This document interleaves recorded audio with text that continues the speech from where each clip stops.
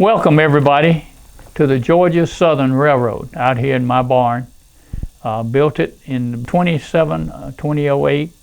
Took about 2 or 3 years to build it and had a lot of help doing it. And it's a short line railroad between the Southern and the SCL in Middle Georgia.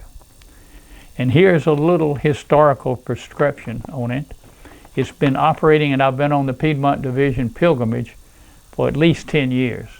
And we always have close to 100 people. I've had over 100 people, but I can only do about 10 at a time. And here's a little historical sketch. Georgia Southern was conceived as a bridge short line between the SCL and the Southern in Middle Georgia. Since there was no other connection in this area between these two Class 1 railroads, it is double track all the way. The era is 1959 to 1965. During the era of the first generation of diesel power, and at the discretion of the owner or operator, also 1969 to 1975, with a slight change in the rolling stock.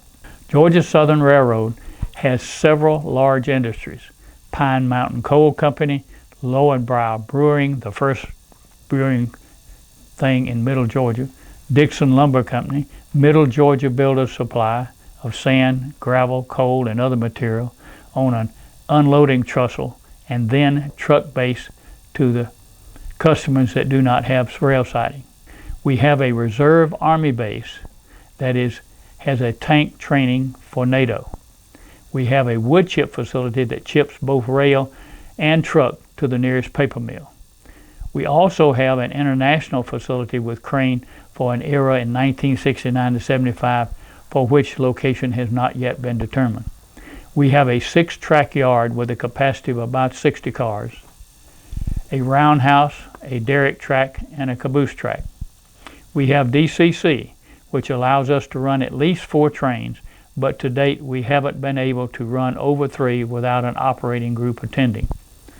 The whole layout, 14 by 20, with 214 feet of main line, is housed in a barn built for that purpose, which took about a year to complete.